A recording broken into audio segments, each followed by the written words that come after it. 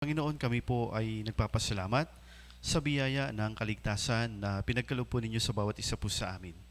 At Panginoon, higit kami na nagpapasalamat dahil tinipon mo po kami, Panginoon, sa lugar na ito upang matuto ng iyong salita at papurihan ang iyong dakilang pangalan. Panginoong Diyos, sa aming pong gawain na ito, tulungan mo po kami na maluwalhati lamang po nawa namin ang iyong pangalan at nawa sa pamamagitan po ng aming pong paghahanda ng papuri, ng presentation at sa aming mga patotoo ay ang kalwalhatian mo lamang po nawa Panginoon ang mahayag sa aming kalagitnaan. Lahat po ng ito ay ipinagkakatiwala po namin sa iyong makapangyarihang mga kamay. Ito po ang aming dalangin sa pangalan ng Panginoong Jesucristo. Amen. Maraming salamat.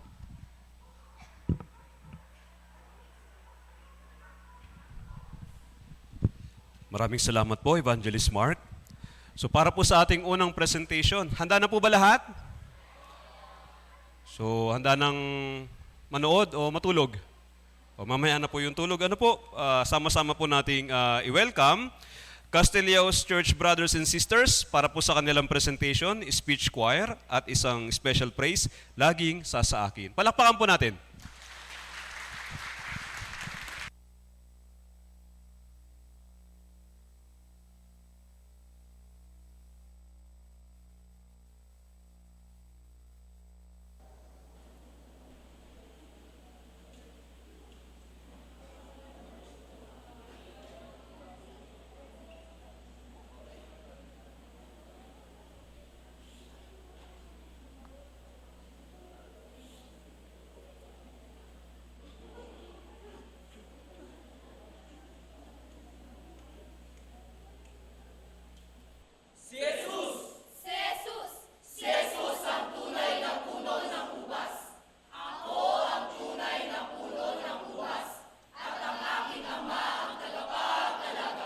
Ang bawat sanga sa akin na hindi nagbubunga ay inalis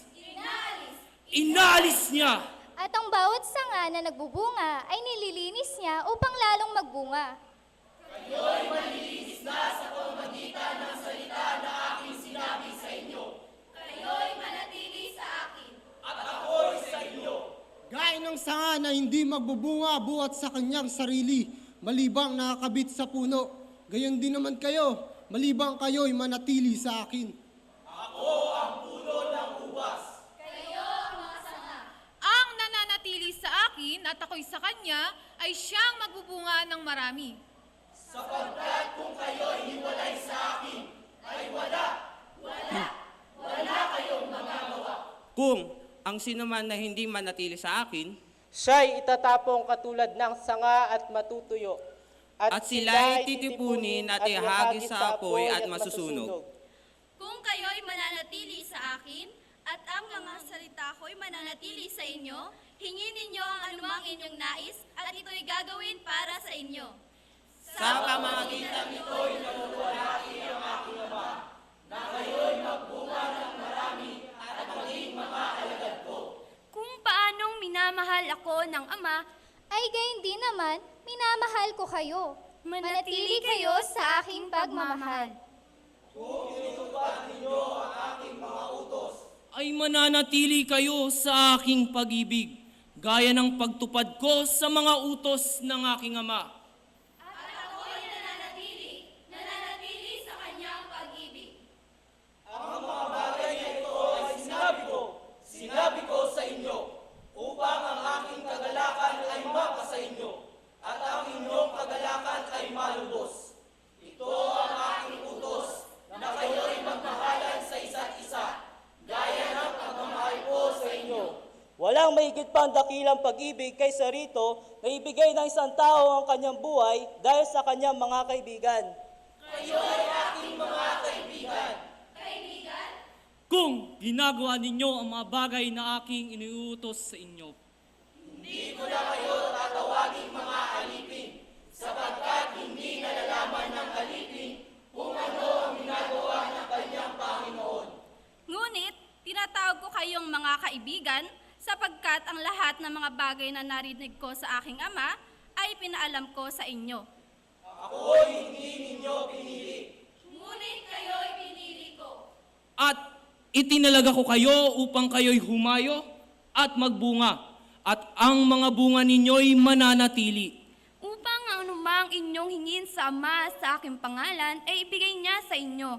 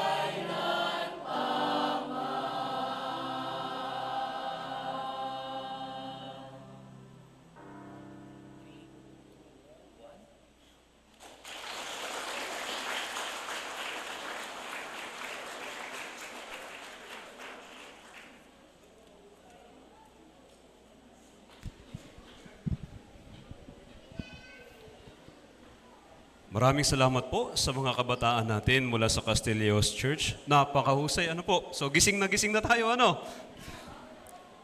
Okay, so ngayon po ay dadako tayo sa unang testimony para sa gabi po na ito. Mula po sa Subic Church ay tinatawagan po natin para magbahagi ng kanyang patotoo si Brother Lloyd Nidwasa.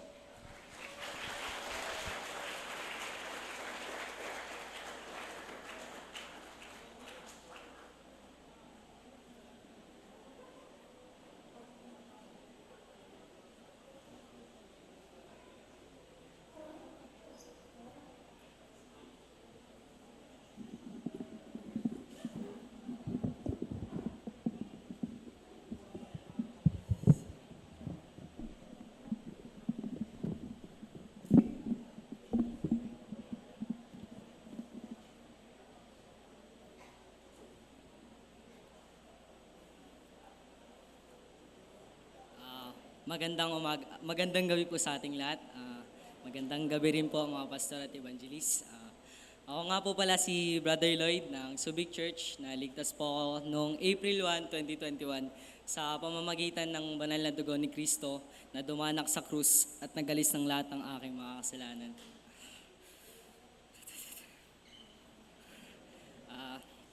Tulad po ng karamihan, hindi po ako naligtas sa iisang Bible seminar.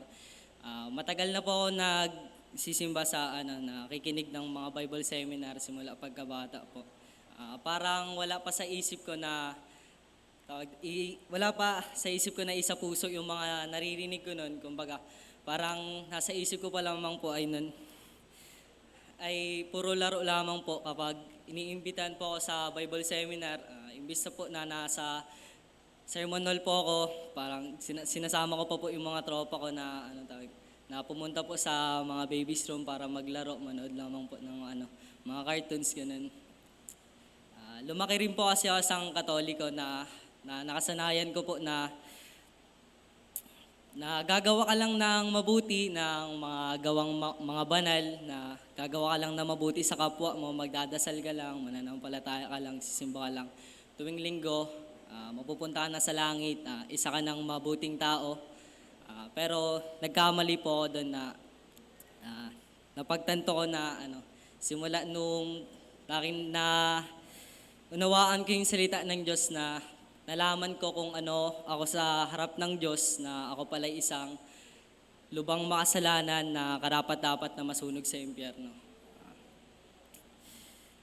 Hanggang sa dumating na po yung araw na naligtas ako, nagpapasalamat ako sa walang samang nag-i-invite sa akin palagi, na sila mama at yung mga kaibigan ko.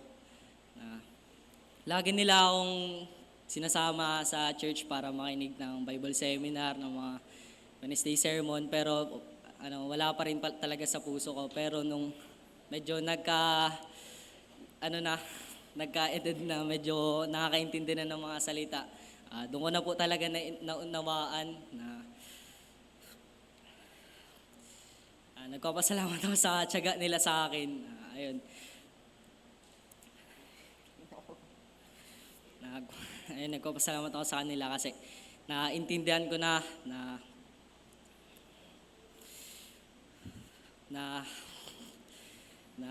naligtas na ako, na mapupunta na ako sa langit kahit anong magawa kong kasalanan. Pero hindi ibig sabihin nun na gagawa pa rin ako ng mga kasalanan.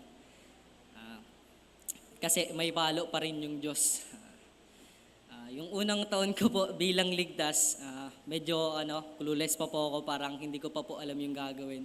Basta kung ano lang po yung gawain sa church, pupunta po talaga ako. Parang hindi ko sinasampa parang wala lang sa akin, parang a-attend lang ako, ganun, parang walang pagbabago sa sarili ko. Hanggang sa umabot na ako sa akin, i-question ko na yung sarili ko na bakit parang walang pagbabago sa akin, parang walang paglago, ganun. Parang ipinagdasal ko pa sa Diyos na bakit ganito ako, walang pagbabago. Tapos hanggang umabot na po ako sa pangalawang taon ko na naligtas na ganun. Sobrang laki ng binigay sa akin na improvements kasi dati na sa youth fellowship na hindi ako nakakapag-testimony, parang lagi lang ako umaayaw, ganun. Parang nagulat na lang din ako sa sarili ko na bigla na lang ako nakakapag-testimony, nakakapag-prayer request, bigla na lang lumalabas sa bibig ko, ganun. Sobrang gulat na gulat ako, ganun. Tapos pag-uwi ko, parang paano kaya nagawa yan, ganito. Tapos bigla, nagpasalamat na ako sa kanya dahil sa binigay na improvement sa akin hanggang ngayon. Pero hindi talaga may iwasan yung struggle sa buhay Kristiyano. Kasi yung pangalawang taon ko, parang simula nung may COVID pa, parang tinatamaan ako ng katamaran, ganun.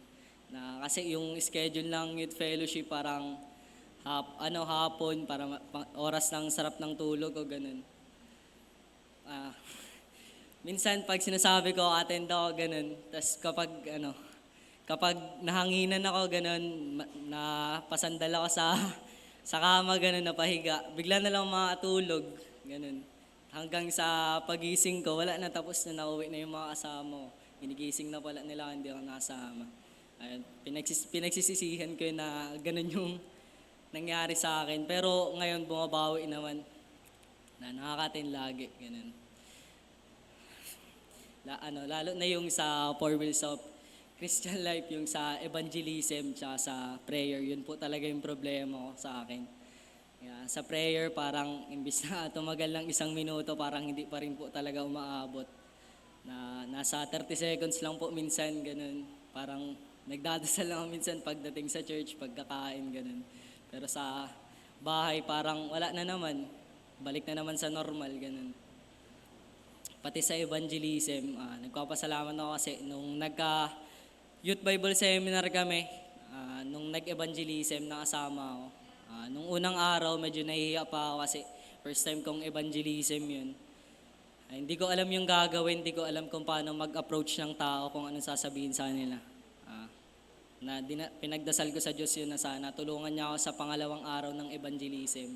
Ayun, may bunga naman agad na nung pangalawang araw na ng evangelism, sa may ibang lugar pa, parang wala pang kakilala. Talagang tinulungan niya ako na mag-evangelize kasi parang biglang na lang nawala yung hiya ko na ganun. Tapos biglang kumapal yung mukha na kahit sinong makita ko sa daan talaga nilalapitan ko. Na iniimbitan ko talaga sila sa ganun. Tulad po nung tawag doon ng mga prayer request ko sa tuwing youth fellowship namin na sana ma-evangelize ko pa yung mga pamilya at mga kaibigan. At sana lalo pang lumago sa Christian life. Yun lang po. Maraming salamat.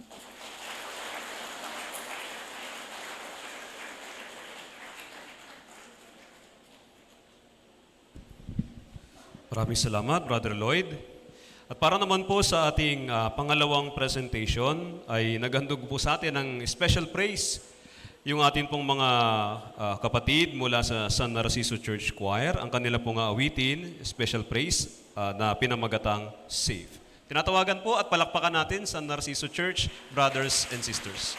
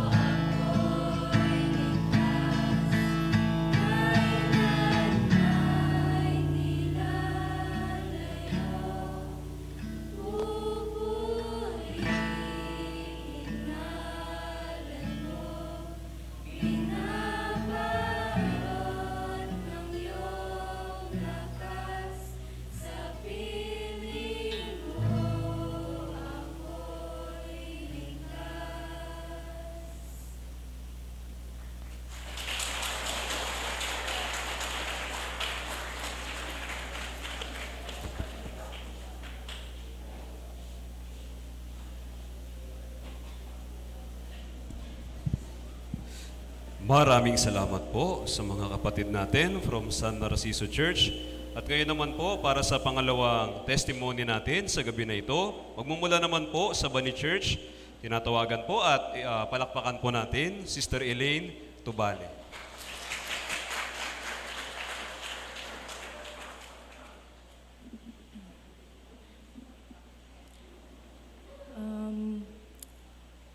Magandang gabi po sa ating lahat, mga kapatid.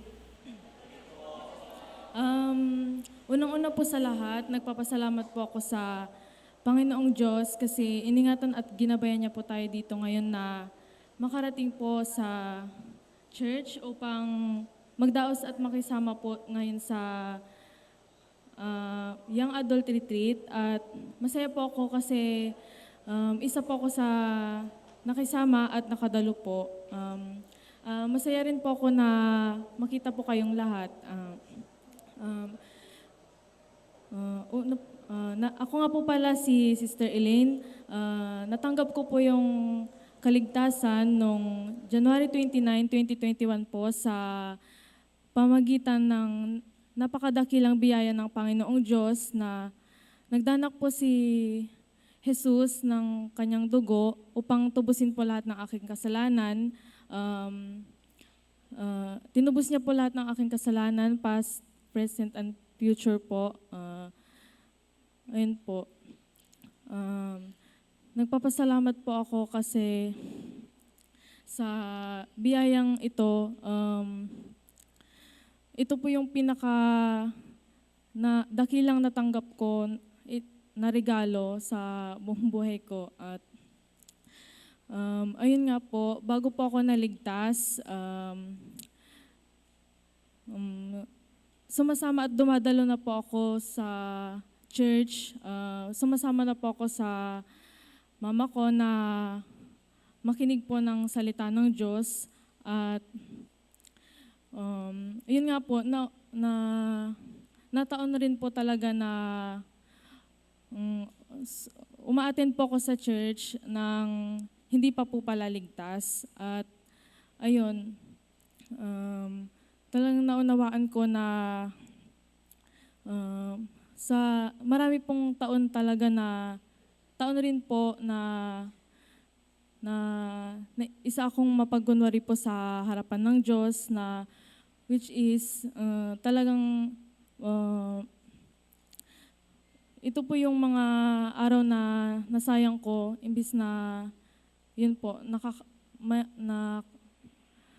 makakagawa po ako para sa Panginoon. At ayun po, nung tumagal na po, nagkaroon na po ako ng pagdududa po sa sarili ko kasi ayun po, naunawaan ko na sa pagsama ko po doon sa church, talagang yung pakikinig ko, hindi po talaga nagsisink in sa akin kasi yun nga, hindi pa ako ligtas. At talagang yun po, nag-alinlangan na talaga ako na parang may mali po sa akin. Kaya yun po, kaya nung tumagal, hindi rin po ako nagpatuloy sa church. Pero sa biyaya nga po ng Panginoon, kumilos ulit yung banal na espiritu na, ayun, nagpadala po ulit ng Bible seminar po sa lugar namin. Kaya, ayun, isa po ako ulit sa naimbitahan at hindi na po ako nagdalawang isip nun na umattend po ulit at makinig. At talagang naunawaan ko po at nagpapasalamat po ako sa Panginoon kasi ayun, nahabag po talaga siya sa akin at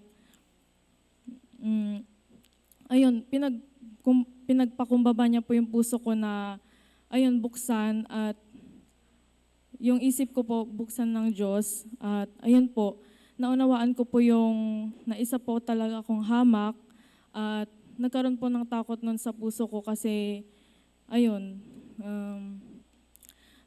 hindi pa pala ako ligtas nun. At yun po, yung dakilang pag-ibig ng Diyos, ayun, binigyan niya po ako ng buhay na walang hanggan. At Yun po yung pinanghawakan at sinasampalatayanan ko po. At nagpapatuloy po dito sa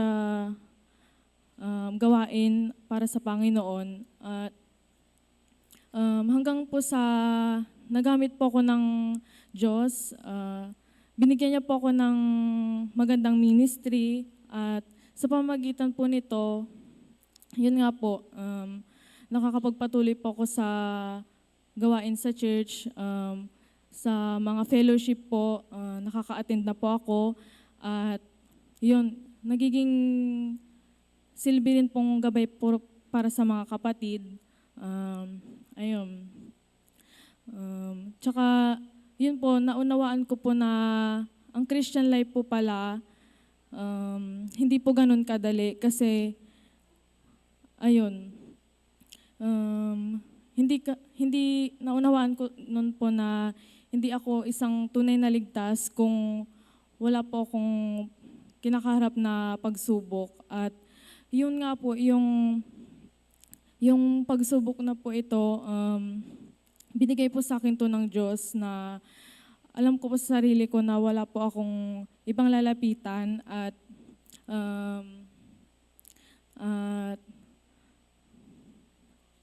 yun nga po, wala po akong ibang lalapitan at sa Kanya lang po ako talaga umaasa at nagtitiwala na yun nga po, natutulungan niya po ako sa pagkakadapa ko po sa Christian life ko. At yun nga po, yung Christian life ko po, talagang nadapa. Halos po talaga na dati mas nananaig po talaga yung gawang makasanlibutan sa akin.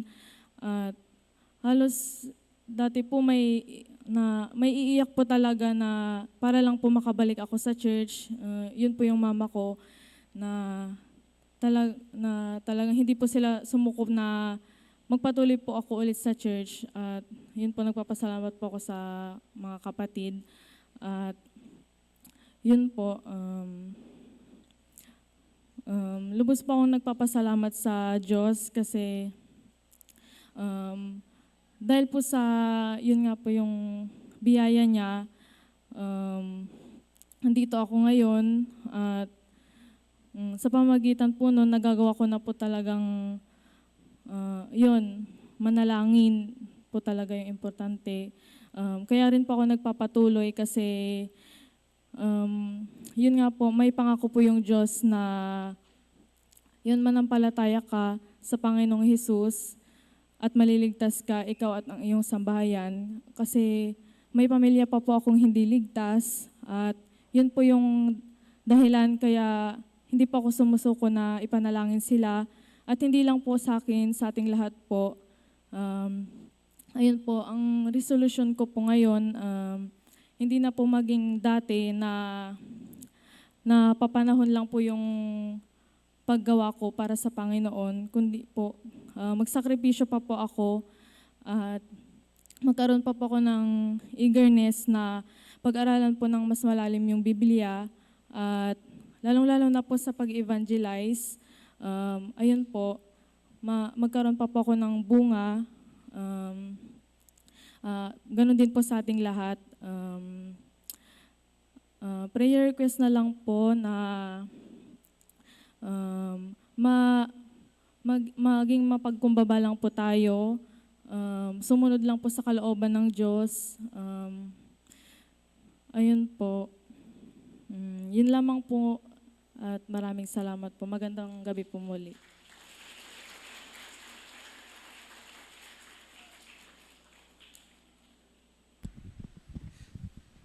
Maraming salamat, Sister Elaine, sa iyo pong testimony. At para po sa pangatlong presentation natin, ang mga brothers and sisters po ng Subic Church ay naghanda ng isang special praise titled po, Mission. So tinatawagan po and i-welcome natin, Subic Church.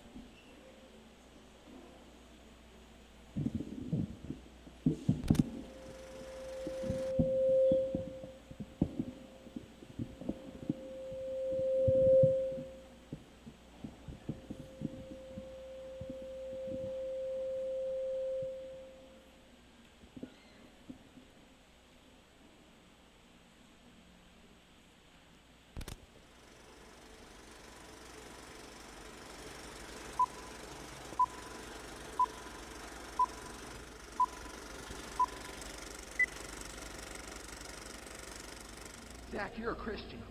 You told me so yourself. I mean, we talked about it 3 different times today.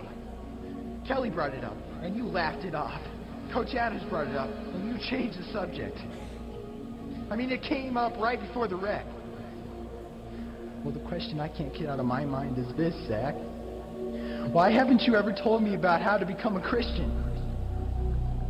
I mean, you say you're my friend, but if you really were, you would have told me about this Jesus and told me how to escape this terrible place that I'm headed for. I can feel my heart pounding in my chest. The angels who have been chosen to cast me into hell are coming down the hallway. I can hear their footsteps. I've heard of this hell, Zach. They call it the lake of fire. I can't stand it, Zach. I'm terrified. No, the angels are at the door. Oh, no. No! They're coming in, and they're pointing at me. They're grabbing me and carrying me out of the room. I can already smell the burning sulfur and brimstone. I can see the edge of the cliff where hell burns. This is it. I am without hope. We're coming closer, closer, closer. My heart is bursting with fear. They're holding me over the flames. I'm damned forever. This is it. They have thrown me in.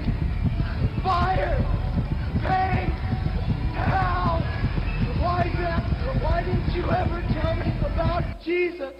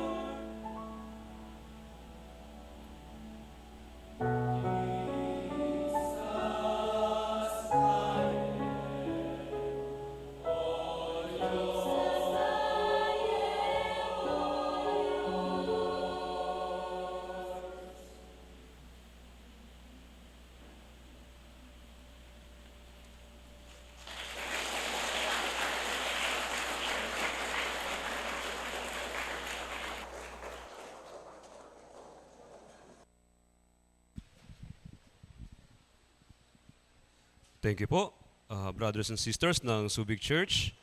At ngayon para sa huling testimony natin para po sa ating General Fellowship, magbabahagi po ay mula naman sa San Narciso Church. I-welcome po natin Sister Nicole Felizmena.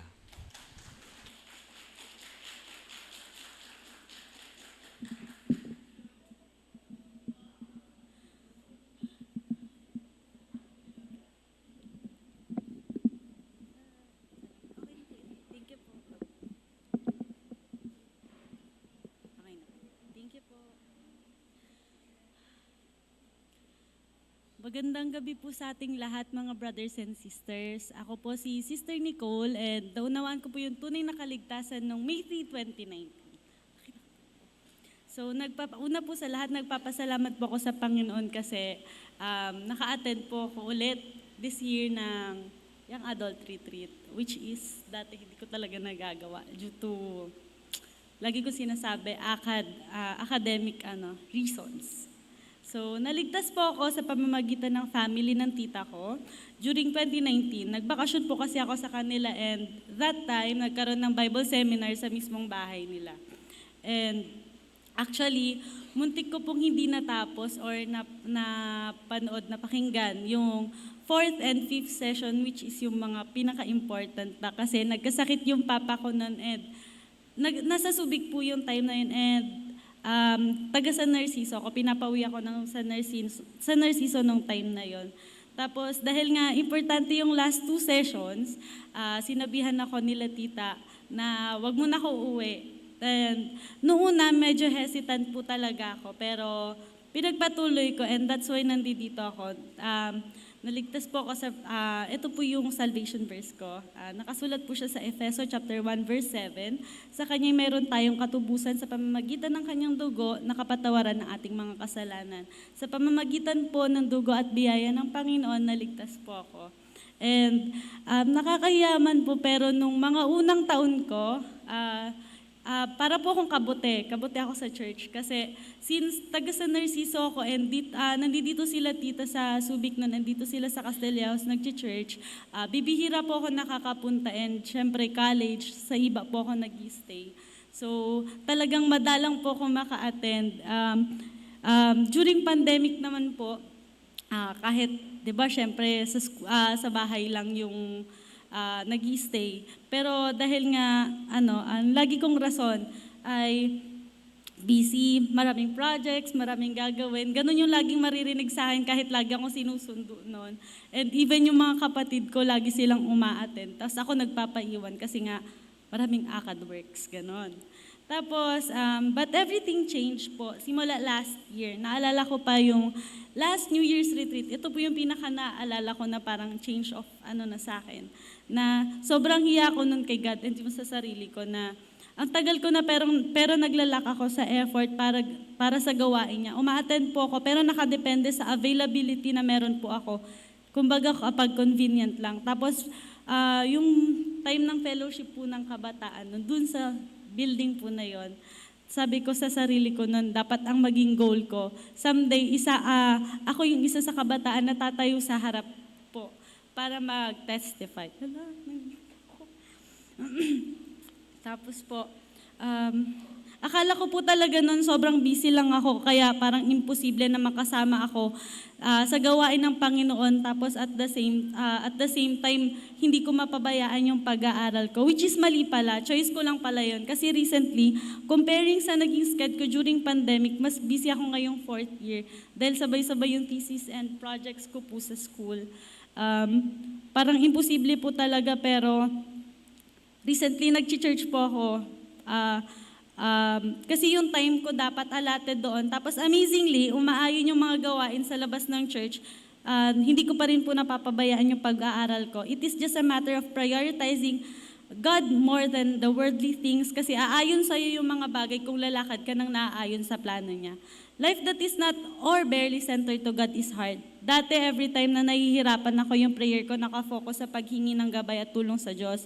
Nanawa yung struggles na meron ako, maging dahilan para patatagin niya ako. Yun yung mindset ko kapag mahirap, isa lang siyang challenge, pero para ma-strengthen ako.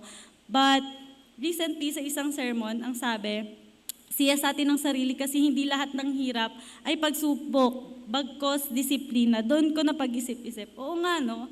Iilan lang yung pagsubok sa mga naranasan ko. Ngayon nakikita ko na kung saan yung mga disiplina dahil sa mga bagay na nagawa ko nang hindi ayon sa will ni God. It is our choice that leads us to His discipline, especially sa ating mga kabataan kasi mas prone po tayo sa tukso. Kaya dapat nga lagi tayong mag-reflect sa sarili natin. Pagdating naman po sa pagtitiis at pagsubok, nung hindi pa ako ligtas, iniisip ko na kapag nahihirapan ako, parang ang hirap mag-abide, ang hirap paniwalaang merong Diyos kasi nahihirapan ka nga. Isa sa perception ko nun para bang kung merong Panginoon, dapat magaan, which is, nung naging Kristiyano po ako, nung naligtas ako, baliktad pala. Kaya pala merong pagsubok ay para i-remind na mas lalo akong mag-lean kay God, na hindi dapat ako magre-rely sa sarili ko o sa kung sino man maliban sa Kanya. Na sa pamamagitan nun, mas maiintindihan ko ba't ako naligtas, na bilang isang kabataan, habang maaga, lumakad ako sa path na nag-glorify siya sa kabila ng mga tukso ng sanlibutan. Natutunan ko sa ilang taon ko bilang lumalagong Kristiyano na the struggles are not only to strengthen us, but also it is His way of prevailing our true purpose in life and remind us that God is our strength and our shield. Gaya po nung sabi sa Awit, chapter 28, verse 7, and sa Romans chapter 8, verse 28, at nalalaman natin na ang lahat ng mga bagay, ang Diyos ay gumagawa sa ikabubuti ng mga umiibig sa Kanya, sa kanila na mga tinawag alinsunod sa Kanyang layunin. Bilang isang kabataan po na nasa transition na from being in school and stepping out on the real world, sa totoo lang po talaga nako-confuse ako kung anong decision yung gagawin ko na dapat at na hindi ako malalayo or mahihiwalay kay God at saka sa church.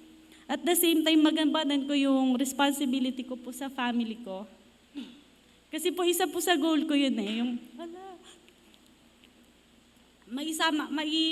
kumbaga, padala ko sila or maka-attend na po sila sa church soon na hindi po nila ako dadahilanan ng, kumbaga,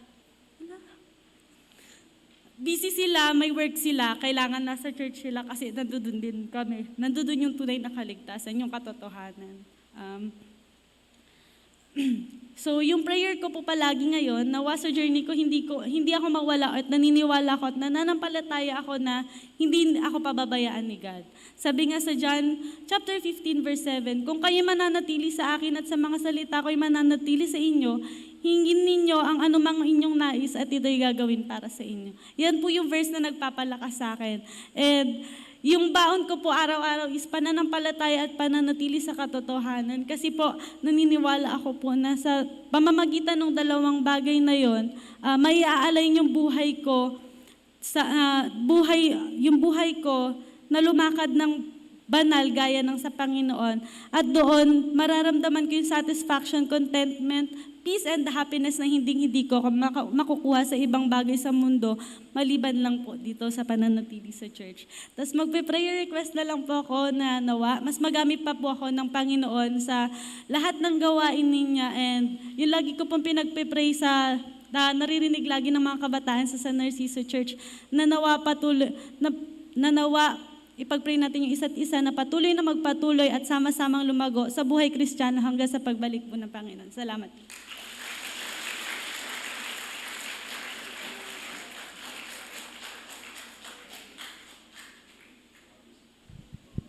Maraming salamat po, Sister Nicole. At ngayon naman po ay meron pong joint presentation yung Bunny Church and Agno Church Brothers and Sisters para magbigay po sa atin ng espesyal na papuri. Pinamagatan po na di ka nagkulang at ituon ang mata sa Diyos. I-welcome po natin Bunny Church and Agno Church.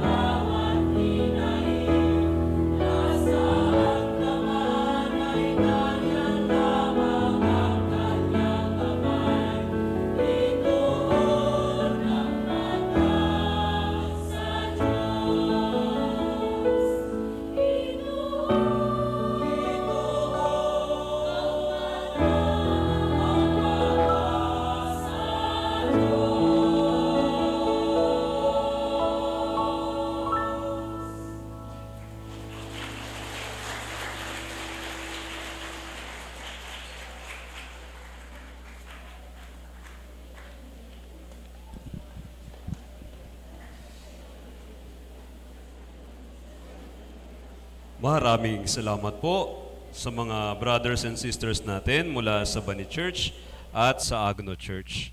At ngayon naman po, para maghandog naman sa atin ng isang drama presentation, ay grabe po yung paghahanda na ginawa ng ating mga kapatid mula sa Malasiki Church. Kaya welcome po natin Malasiki Church, brothers and sisters.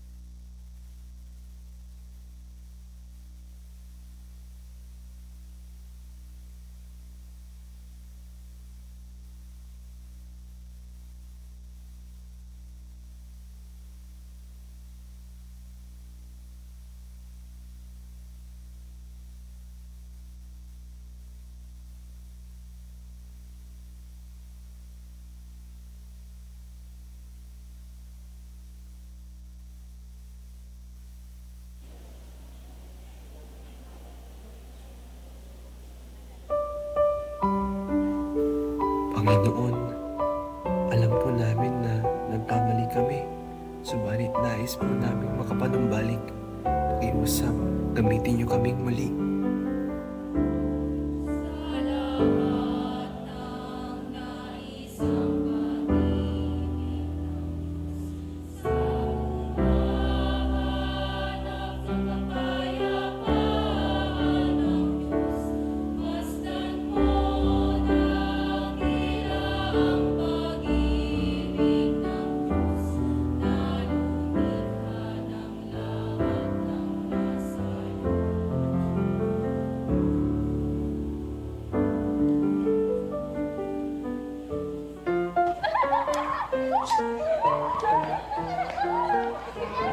Pupunta tayo sa taxi. Oh no, you're so cheap. Let's try Kenner Road just this way. Then ask SB after.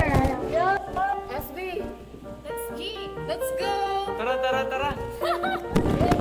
Di ba dito ka nag-church? And today is Saturday, right? So, feeling ko may stress, okay? Yeah. Siguro sa sunod na lang ako mag-teaching.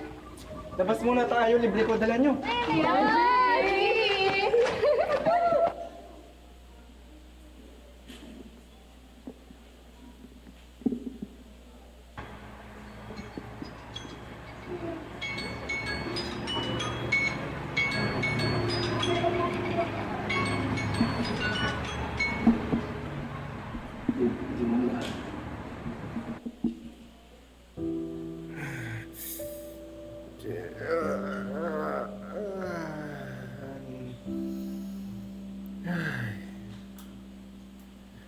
Napakadaming gawain na naman ngayon. Kaya ang dami-daming gagawin, mga bayarin, tapos may trabaho pa. Ano nang gagawin ko dito? Ang hirap naman.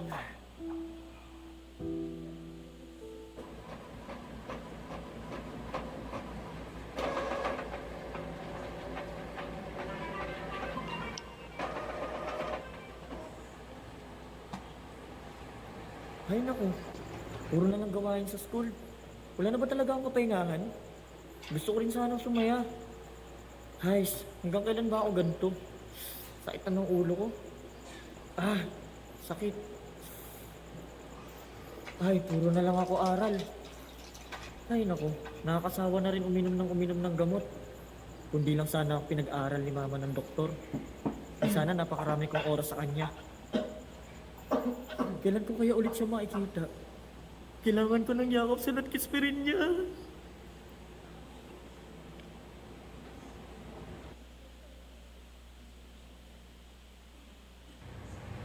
Bukas pagsabihin mo yung anak mo na pati sa disero na.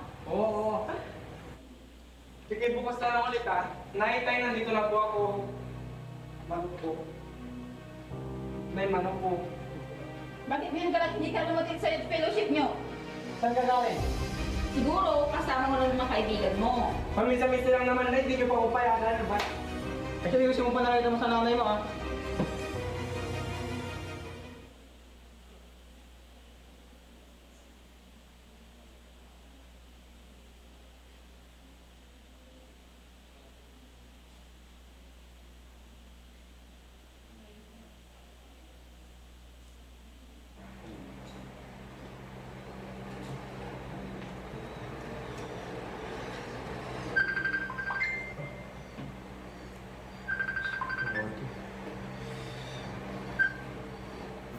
Hello po, brother. Hello po. Kumusta na po kayo? Gusto ko po sanang ipaalala bukas mo ay fellowship. Opo. Sana po makapunta po kayo. Sana po hindi po kayo busy. Pwede po kayo. Sige po. Kita po bukas.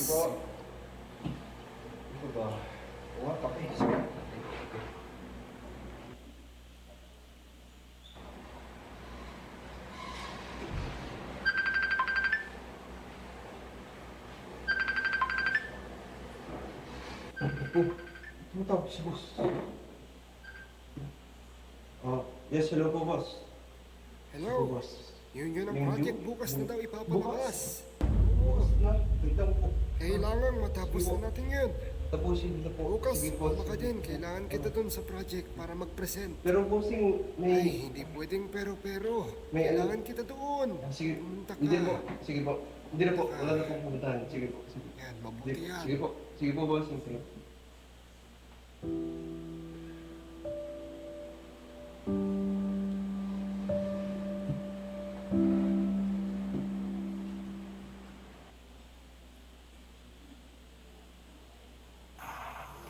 Sa wakas, nakita na tayo muli.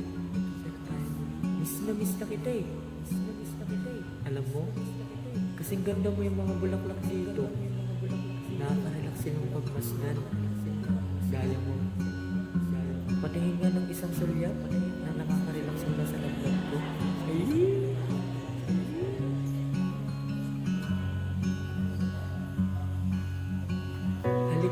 Halika dito. Abulin mo ako, dali. Tara, bilis. Mayag ka sa akin pag naabutan mo ako. Tara.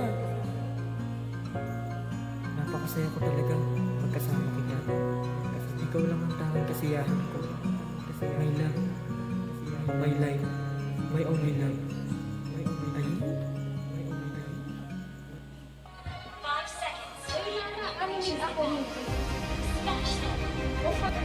Tama ba?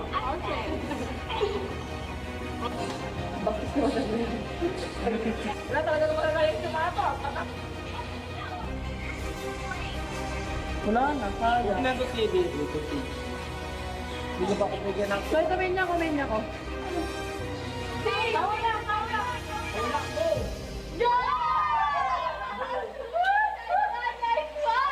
Diba sabi ko sa inyo, mananalo tayo dito? Oo nga! It's so easy kaya. Yeah! Oo nga pala. Minsan, hindi ka na pumunta sa church nyo. Wala naman kayong gawain ba? Oo nga. Palagi ka lang sumasama sa amin. Teka nga. Oo nga. Isa pang game! Tara, Invite. Go. Teka. Oo nga. Tama sila. Lagi ko naman sila kasama. Wala na ako sa church palagi.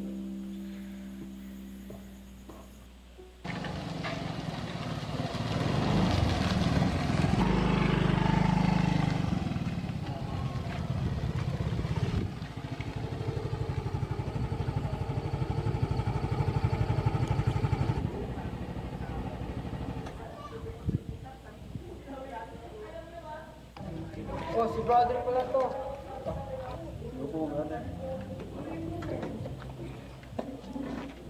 Gusto po. Hello po, brother. Long time no see po. Hello po, brother. Long time no see po. Kumusta na rin po kayo, brother? Matagal na po kayong hindi po nakakapunta. Ayun nga po, brother. Masyado na po akong naging busy sa trabaho. Pensya na po, hindi po ako nakakatid. Brother, next time attend po kayo. Brother, may retreat po tayo. Punta po kayo. Ah, sige po. Pupunta po ako, brother. Subukan ko po. Okay po, Sige kami. po, brother. Ingat po. Next time po ulit. Maraming pong salamat, mga brother. Sige po, brother. Ingat po, brother. Salamat din po. Kailangan kong makasama sa retreat. Ito na yung paraan para makapanumbalik ako. Kailangan ko nang bumalik dahil nagkakamali na ako sa pamumuhay.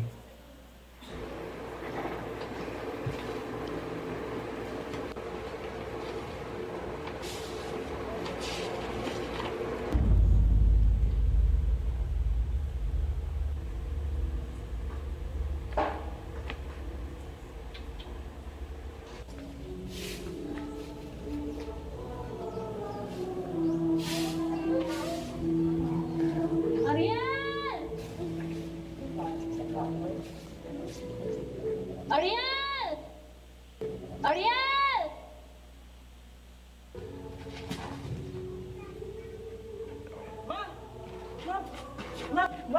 Ma, tulong! Tulong! Tulungan niyo kami! Ma, gising ma! Ma! Tulong! Tulong! Tulungan niyo po kami! Ma, gising ma! Tulong! Tulungan niyo kami! Ma, gising! Ma, tulong! Tulungan niyo kami! Ma, pasensya ka na. Palagay ko, ako ang dahilan kung bakit ka nagkakaganyan. Disiplina to sa akin eh. Alam ko naman talaga na nagkasala ako. Mali yung mga ginawa ko. Ba't ba naman kasi hinahanap ko yung kasiyahan sa mundo? Pasensya na talaga, ma. Nagkamali ako.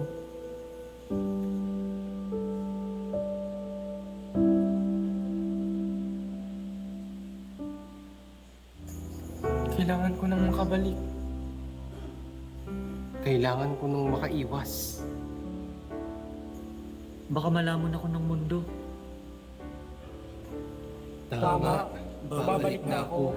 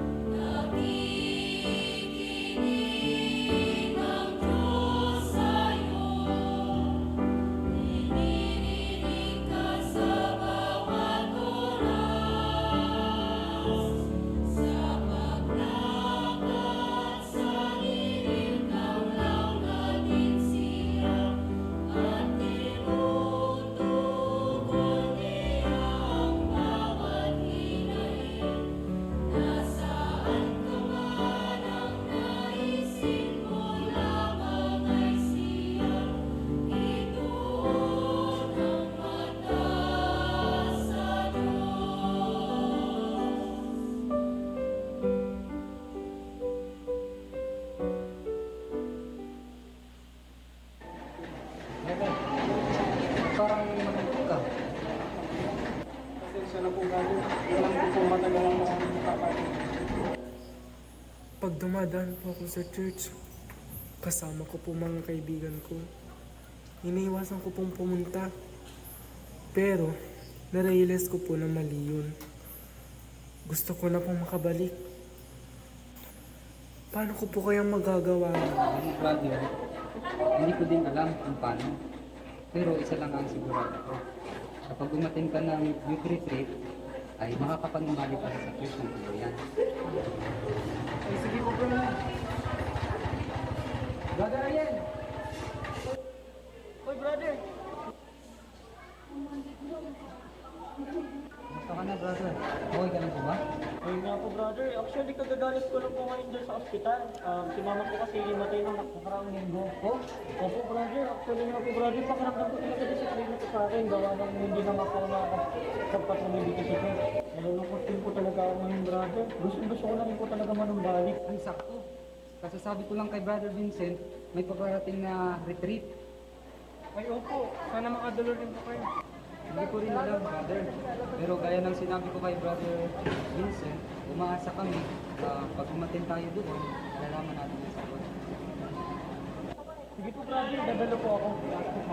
Sige, aasahan ko kayo, brother. Sige po, ingat kayo.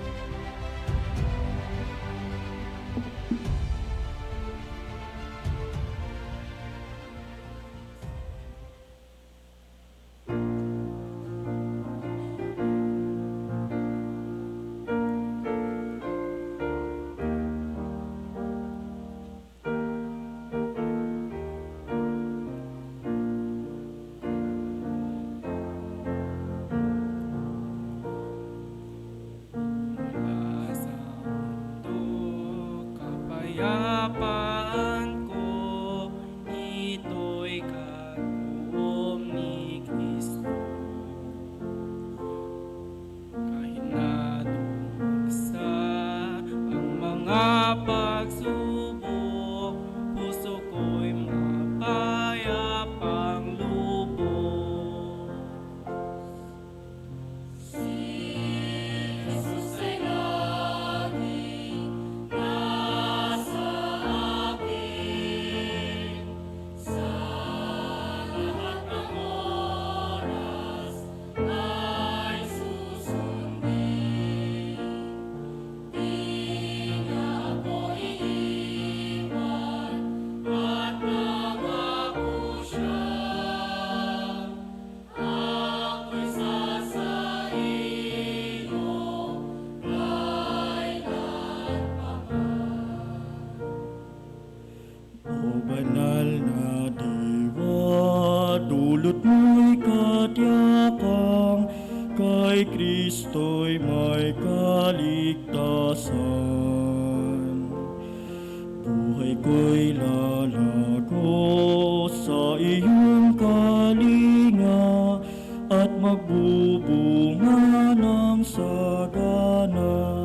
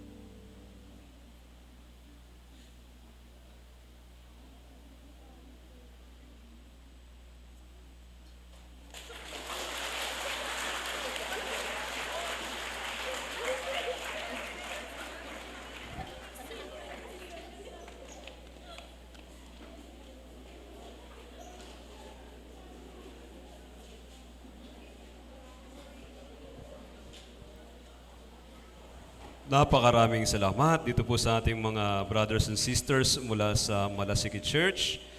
And ayun po, salamat din dun sa iba pang mga nag-present at sa mga nag-share ng testimony. Sakto po tayo sa oras.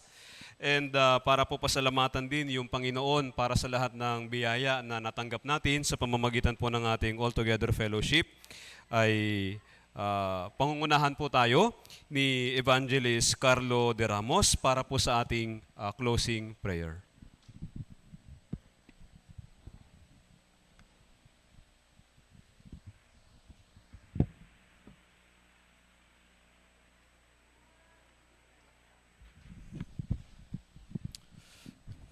Okay, tayo pong lahat ay manalangin. Tayo po yumuko. Ama naming banal na Diyos na sa amin ay umibig, nahabag at nagligtas sa pamamagitan ni Jesus na nagsakripisyo ng kanyang buhay, dumanak ang mahalagang dugo upang iligtas ang hamak na makasalanan na kagaya namin. Maraming salamat po sa biyayang ito.